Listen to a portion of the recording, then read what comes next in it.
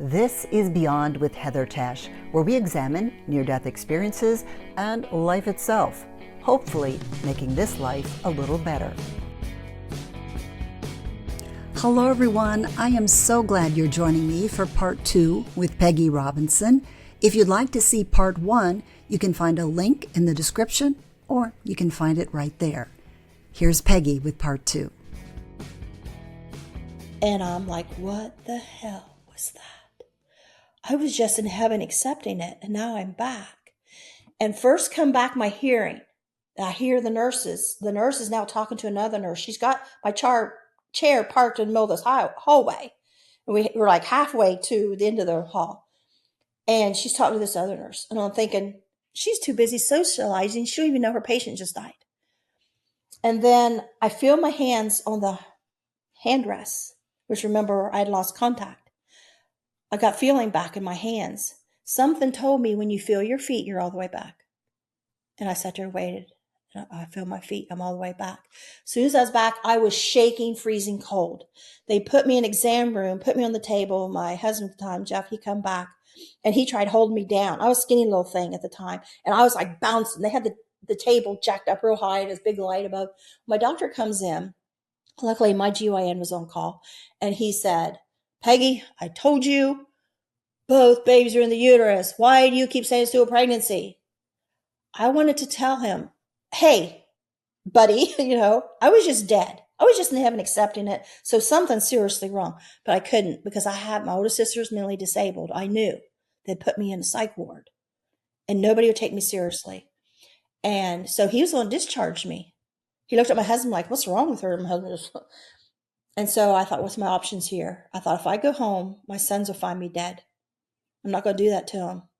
The only option I have is to stay here and die in the hospital, and they'll just call them. So I said, well, I'm not going home.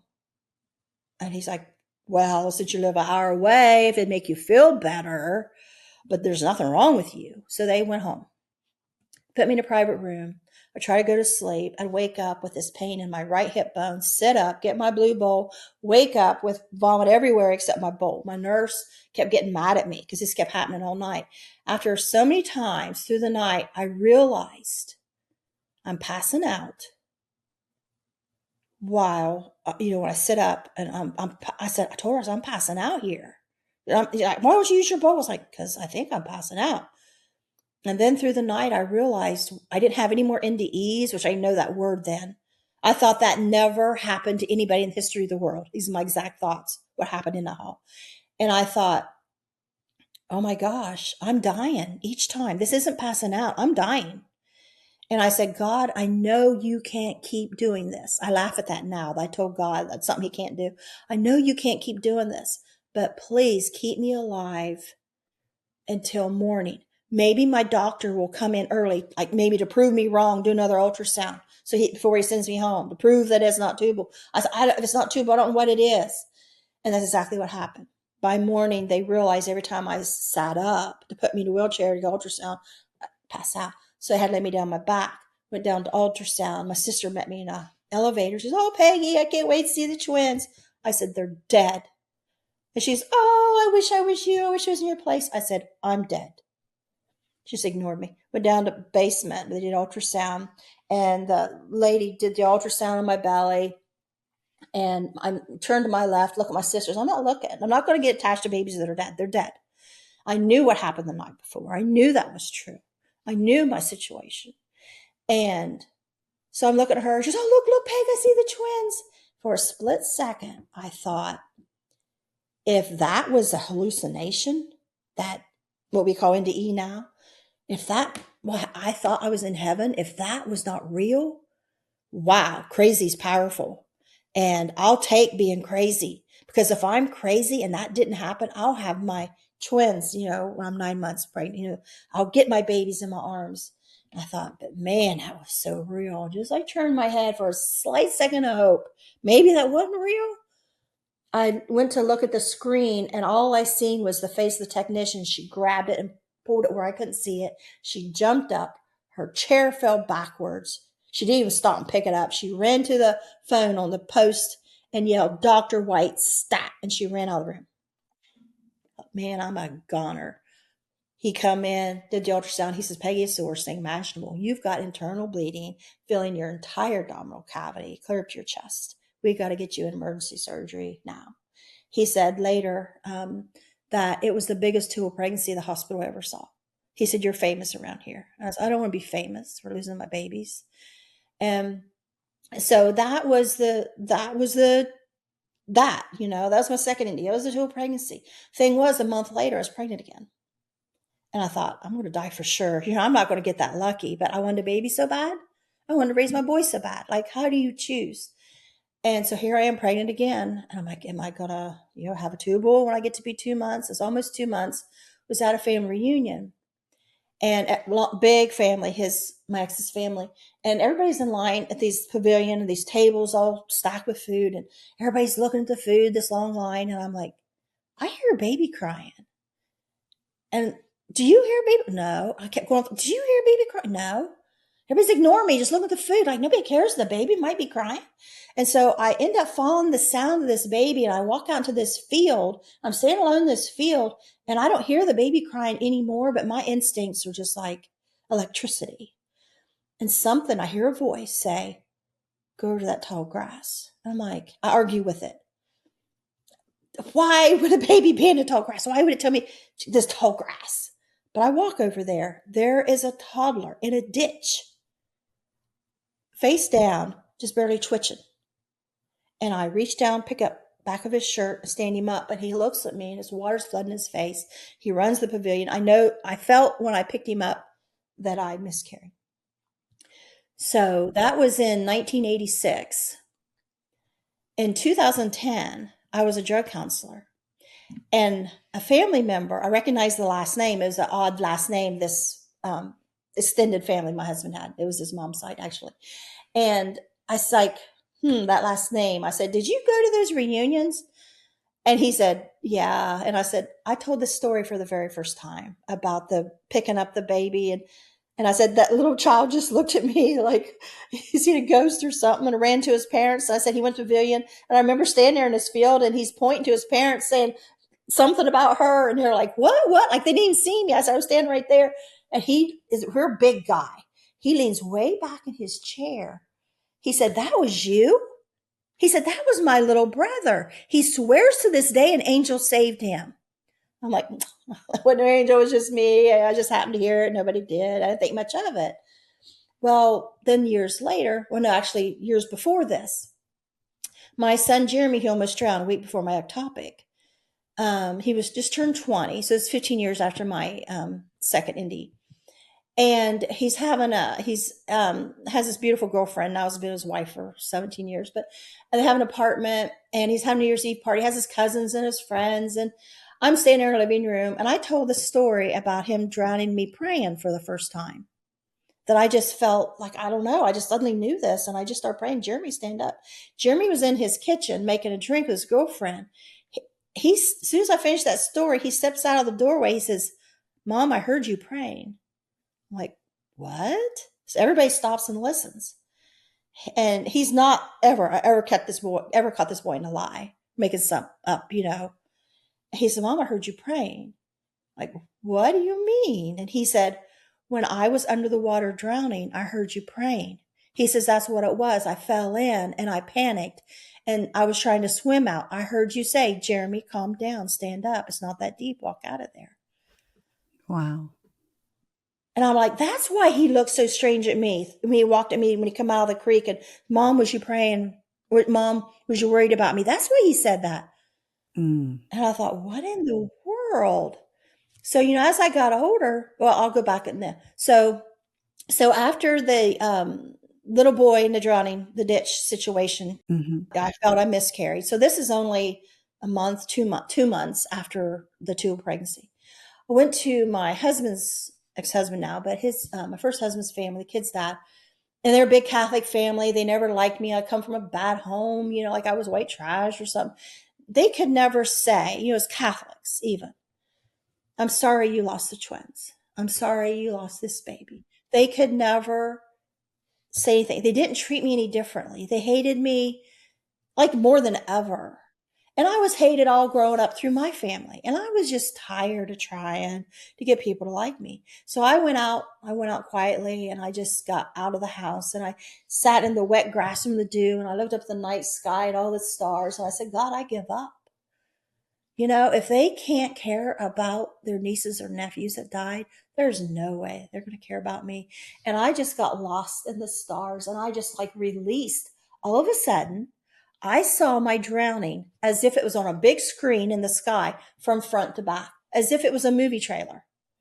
And it like took me over. Like I like sat up and like, oh my God, did I drown when I was little? So the next day I went to my mom's. I had two questions because I'm still 25 years old, you know, like I'm shocked. Never heard of NDE, none of that. I said, Mom, did I drown when I was little? And if I did, how did you find me? Because I don't remember being the rescue at all. I just remember having all these experiences and then I'm hanging over my brother's shoulder. And she says, yeah, you did. How do you remember that? And she said later, she says, I thought more about that. And she says, I remember it was kept secret. I didn't want your dad to know. That's why I never heard about this. Because I was actually the youngest of six kids because their firstborn died at 9 months old, and my dad's family blamed her, she said. And so here's another kid dead. And even though I, ended up fine, she didn't want anybody to know about it. So it was never talked about. And she said, I don't know how you remember that. I said, I can tell you where you and Terry were sitting. I can tell you were sitting on the bed sheet. I can tell you John was this and that, but I have no memory of the rescue of it, how they come to find me. Because when I was hovering over the pond, nobody knew I was dead yet. And so later she says, I thought more about that again. And she said, when I realized you were gone, she told my brother John, she says, where did you see her last? Like, where's Peg? She seen I was not there. He said, where's Peg? Where did you see her last? And she said, you go down there where you saw her last and you get her. Like, you keep going down and till you get her. And eventually he came up with my dead body. That's how he come to be carrying me up to the house. And so the day that I had first asked my mom, did I drown? And how did you find me? I then went to my sister's house and asked her. She was, yeah, I remember that. And she didn't remember much about it. Went to my brother's house, asked him, I remember that. You got me in a lot of trouble that day. He said, I was always getting in trouble for stuff you did, And so they remember it. And I remember it exactly as it happened, that I was under the water. How did I see where they were? And so when that drowning come back 2 months after I lost the twins, I thought, what in the world? Like say, this is 1986. Never heard of NDE. I didn't even know what to go to the library and even look up a name of anything called this. And I told my ex, and he said, I know how it sounds, but I believe you. I know you and I believe you. And I thought, well, then what? I told my sister and she just looked at me like I was weird. Told a friend and he looked at me like I was weird. So I seen it on Oprah Winfrey and it triggered me to like, oh my God, that was real. What I remembered in, the two pregnancy, that was real. And I didn't connect the drowning to this. I just knew I was having these weird memories. And so, I could go on all day about, after effects and those things. And I don't want to take up your whole show, but that's the gist. One thing I find really interesting is you died when you were 5 years old, you drowned, and you compare your mother and your family's reactions to when Jeremy at the same age was in the pond, and yet you responded so differently with so much love. Yes. Yeah. He was in our creek and we still live on that property. And that creek spot is a special place for me now. Like this is where a miracle happened. In fact, I started a show called Miracles of Dying one time. And I did it started out that creek before I went on to the NDEers, before I ever had my podcast. But yeah, I look back at that and it's like, isn't that weird that Jeremy drowned, and I drowned. And I was just telling my husband the other day, I said, I remember this a few years back, one of my grandkids on one of his kids, and she was saying that she was in the pool and she got lost under the water and she was scared. And then she always gets this big smile on her face and she says, and then I see my mom, she was just looking around looking for me. And it was just like, and like, she heard all this stuff going on, saw it, but she was underwater. Yeah. And she told me it a few times where it dawned on me, like, oh my God, I told her mom, I was like, she had an NDE. She's, oh no, she did not. Don't you ever say that again. She don't want to think that her daughter could have been dead. Don't even speak that, I'm like, okay. So I never brought it up, but I'm like, that kid had an NDE. Well, during your second NDE, that was really interesting because a lot of us get frustrated at times and a little angry at God, and we may, say something, but not right in front of him. So tell me more about that. What is it like to stand before God and be angry? It's one of those things that it takes time to comprehend, decades. There was the shock factor at first when I recalled all this. And then later I'm like, I don't get it. And then I find out there is something called NDE. And I hear other NDEs. Now, all these decades later, when you ask me that, I can answer you that every day I'm filled with gratitude that it was my time. The answer was no, I couldn't go back. But then God let me come back. A lot of women die of ectopic pregnancies. A lot of women die when they have little kids at home. And my heart just aches for the ones that didn't get to return. To have lost that ability to raise your children is such a gift that we take for granted. To be there at, every day and packing their lunch and helping with their homework. And, they broke up with his girlfriend and they met the love of their life. And then they get married and then you have the grandchildren. And, I'm even a great grandmother now. I don't take that for granted, that I am so blessed that I got to be involved in everything. One thing I also think is interesting is obviously God knows everything.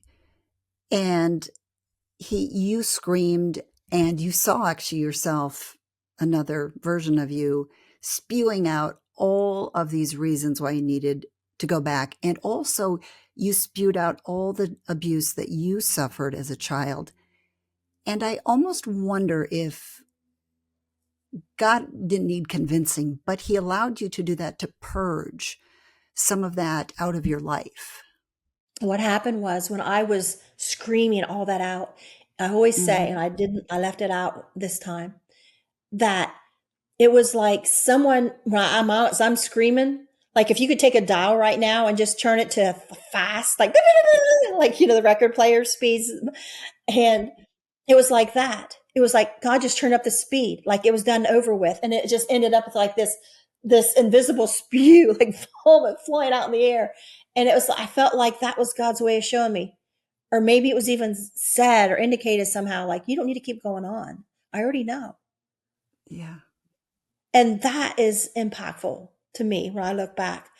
God already knows, and also too, I think people are afraid in their prayer to tell God how mad they are at him. And it's okay, to tell God how mad we are. My husband got a bad diagnosis 2 years ago, and thank God things got resolved and it's not as bad as it looked then. But at the time, the doctors was like, this is it. This is done, And I was so mad at God. I was so mad. Like I was, I said my piece and then I could heal. All right. But sometimes we just got to vomit and get it out and release it. And then we're like cleansed, and then we can, that wave wash it out of us and then go, oh, okay, now let's go on. It's more for us than it is for God. And God is big enough to realize that, obviously. Yeah. Yeah. And I think some people get so mad at God, they quit speaking to him. Mm-hmm. I don't think that's what he wants. Go ahead. Tell him all. Tell him what you have to say. Just like we get mad with our husband. We don't want to keep that in and keep it in. It's not good, right? Because they're just going to get in the mail divorce papers. But no, you yell and you work it out and you get through it and you start to see their side of things. The other thing that you said to him was, who will teach them about you? And you're referring to your children. And again, it almost makes me think that he wanted you to say that for you so that that stuck with you rather than him needing to hear it. Yeah, somebody else interviewing me said, it seems like that was for the world. And you thought it was just for your kids, but it seemed like it was for the world because now I have this podcast. And I am trying to teach people about him, not a him as in this is Baptist or this is Catholic or this is New Age or this is, but just I think we can see God in every one of these experiences, whether my guests see it or not. I might have a guest on that's atheist, and they're not saying the words God's and Jesus, and that's okay because God is God no matter what you call him or whether you recognize him. Like if you go down the street and wow, I was almost run over by that car. If I would have took one more step ahead, you don't have to say, oh, thank God you held me back. Like it felt like a hand just held me back, kept me from being hit. Where another person might say, God, you just saved me and I appreciate it and I have gratitude. Where other person's like, and just go about their day. Because I think we have miracles happen in our lives all the time that Yes. we don't recognize. It's like we don't have the eyes to see, wow, God just helped me dodge this bullet. And sometimes I think we are more aware of it and we'll be like, oh, wow, that was a miracle. And other times, even when we ask for things, by the time they come, we kind of forget and we forget to say thank you. Yeah. I could have had this experience and said, oh, I never want to talk about that. It just sounds crazy. And just live my life. And, this spiritual thing that seemed, I'm just going to discount that because none of this is how I was raised. My grandma, my mom's mom, who my mom and dad were pretty much atheists, but my grandma made sure we got to church and stuff. She would tell me that like ghosts, talking about ghosts or talking about mediums a lot of those things are of the devil. And so I would kind of cringe when I had guests talk about channeling, talk about mediums, talk about psychic abilities, talk about reincarnation. I cringe. I'm like, this is against my Christian beliefs. I don't know. And then I started to realize that there's not always a black or white or either or, that I've had some experiences that are similar to what they're talking about, but I don't talk about them because I think they're not Christian. Like in my first paragraph in my book, when I first start down to write my book, I'm like, where do I start? And I thought, well, start at the very beginning, go chronological. And like, but this first memory of this spiritual experience, I don't even understand. And this something just told me, you don't need to understand it. Like other people will. You just report your memories. You just report the truth. And so my first paragraph is an experience that makes absolutely no sense when I wrote it. And what it is I'm in my baby bed. And mind you, I'm the youngest of these five. And the kids, I can see I'm in a baby bed and it's dim in my room, but I can see the light in the living room. I see the kids running past the hall from the doorway, not the hall. I'm in the bedroom, they're in the living room, or I see them run past the door. And I talking to God. Now, I didn't have language then, but I am talking to God. And I say, God, you sent me to the wrong family. These people are weird and they don't like me. Like, how did I know this as a baby? Right. But it's such a strong memory that has never left my entire life. So I thought, I got to put it in there. I don't understand it. And it makes me sound like a cuckoo right out of the gate, too. But that's true. I'm like, God, you sent me the wrong family. And then I have this memory, which I don't go into a lot in the paragraph, of this white, beautiful place, these women, they're beautiful and kind, and these kids playing, and I'm so cared for. So, but what I have this memory of it, but I'm saying, God, you sent me the wrong place. Like I'm sitting there waiting to be switched. God, you made a mistake. Then like you take care of me, switch me to the right family. I'm sitting there waiting to be switched. And silence was my answer. That this is it. Like I didn't see how God could send me here to this family. Like they're no good. Do you realize it now that it was good because you had such a traumatic upbringing and it sounds like you still have challenges with your family? Have you been able to move past all that and heal yourself? I'm not alone in growing up unloved, abused, and neglected. I mean, my story is not the worst of the stories. I did have a professor of social work at University of Kentucky tell me he read my book and he said, your story is the worst emotional maltreatment I've ever heard of or read about. Mm-hmm. Um, and all I knew at the time that was extremely difficult. And, looking back now, would I like to have had a better life? Yeah. I'd like to have been born to a really nice father and a mother that, protected me, siblings that cared about me. I'm jealous when I see to this day a brother defending his little sister or his sister, Right. or a dad that is, so close. I even am jealous when on Facebook I see someone so sad their mom died or their dad died and they're so close. Like, wow. And I tell them, I stop and say, do you know how blessed you are? From someone who never had that. Do you understand your mourning is something I'll never have? Do you think that having been through your near-death experiences, that you gained a perspective and wisdom from that to allow you to get through this and to kind of rise above that kind of behavior? Yeah, I can look back now and see that I was just a different kind of kid. And I can't help but wonder if that strong feeling of injustice that I got during the drowning didn't make that change. Right after the drowning, I think it was like within the week, my dad took us as a family to Vito Lake, which we often did. It was just right up the road from the pond, a few miles in the other direction. And, went to go fishing, and I was bored with fish now. I knew more about fish than I cared to with my time under the water. And I started going off in this other direction. And I overheard my mom yell for my brother John. I turned and looked, and she cupped her hand and she said, "Go with her." And he come running. He says, "Not my fault you drown. I get blamed for everything you do." And my sister Terry come running because she always wanted him with her, not playing with me.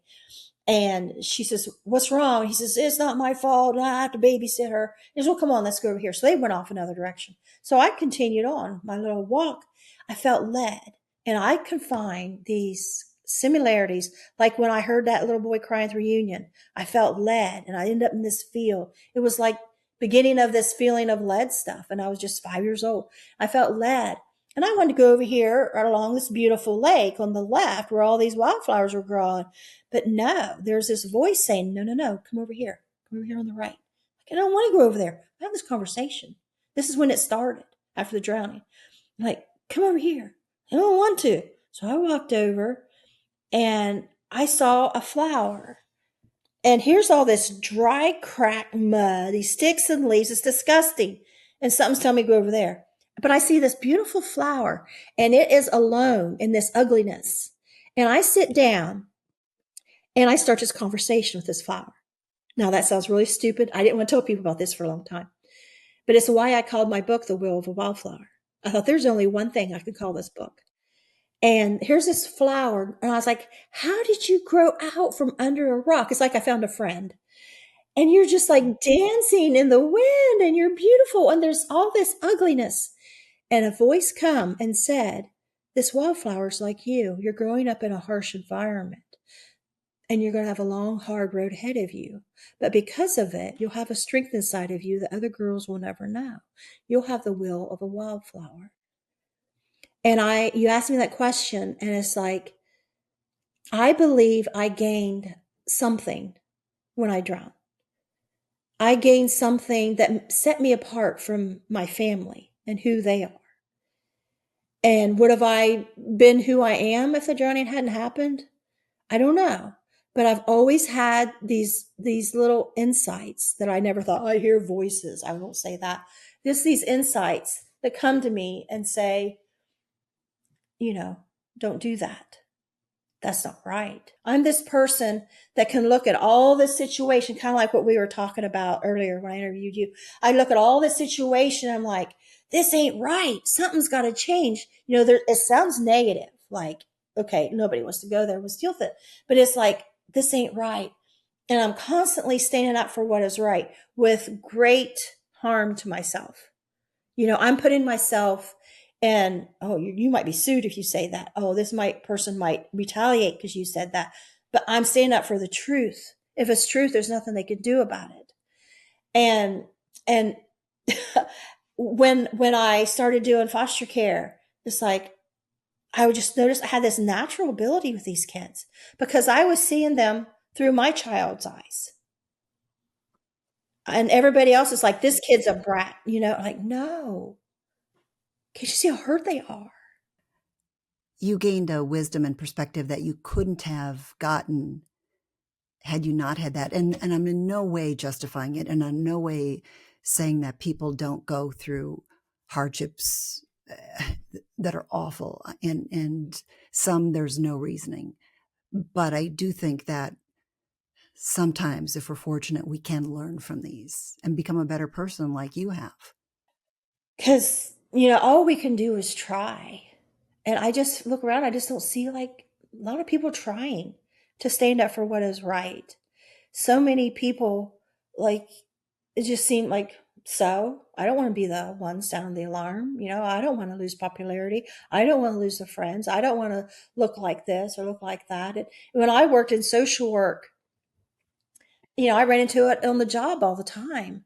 People were just like, see these horrible things going on. It's like, you don't care about this? No, it's that way everywhere. They're not going to make waves. Like, how can you not do that?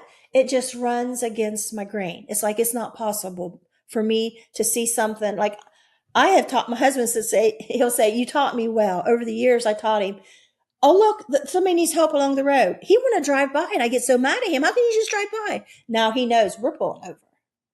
And he does it now because he wants to, not because he knows I'm going to gripe at him and make him. He does it because he wants to. And he'll, come home and say, I was just at the grocery store, so we didn't have enough money. He says, you taught me well, and he paid something.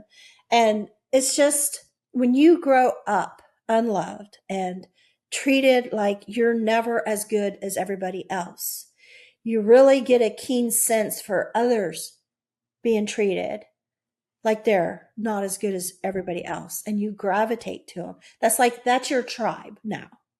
That's who you gravitate to.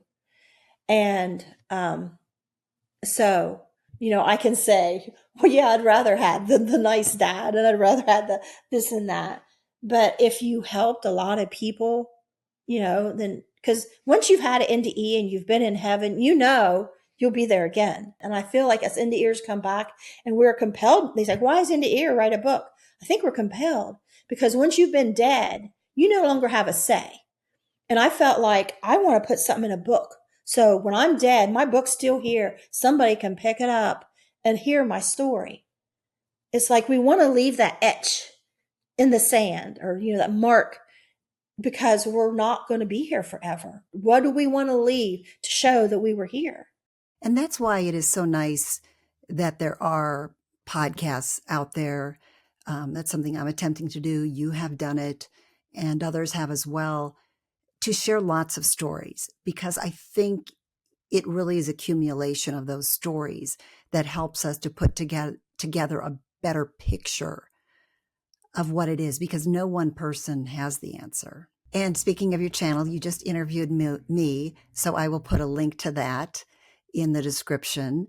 And it was so kind of you, because you do have a great podcast. It was really nice that you had me on, because you reached out to me and said you love to help out people and you wanted to bring me on because of that. And that was just so kind of you, and I really appreciate it. Well, I appreciate you. It's like I was going to throw in the towel last week. It's like, I'm done making these videos. I'm done with indie ears. I'm done.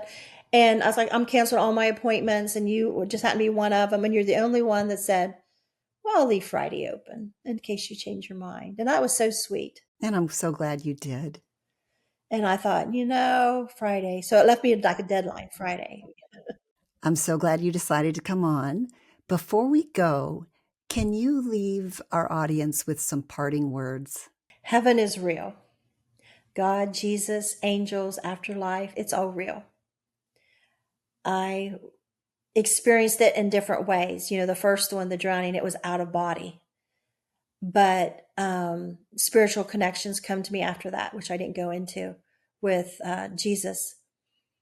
And just the guided help I've had throughout my life. And then having the second NDE, and with my son who almost drowned, and says, Mom, I heard you praying. There's more to life than what we can see. There is an extra hand. There's a guiding hand. There's a rescuer. It's in our near-death experiences if people know what to listen for. It's in the spiritual experiences people talk about. It is in, that near-miss car accident you just had. There is a force out there that is on our side, protecting us, protecting our children, our loved ones.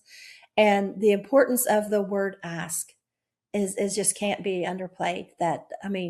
Yes, I'm a Christian. So if people don't like that, that's just too bad. That's how I talk. That's who I am. That's how I roll. And I say, if there's anything you think you're facing that is impossible, ask God for help, because miracles still happen. Thank you. That was beautiful. Lots of wisdom there as well. Thank you for everything today. Thank you for talking to me. Thank you for having me on your show, NDE TV. And I wish you all of the best, Pegi. Thank you. I wish you all the best as well. Thank you so much. Bye-bye. Bye. Thanks for joining me on Beyond with Heather Tesch. Please add comments and questions you'd like future guests to answer. Also, if you liked what you heard, please hit the thumbs up button and subscribe. That'll help keep this podcast going. You can also go to Beyond with Heather Tesch to look for more episodes.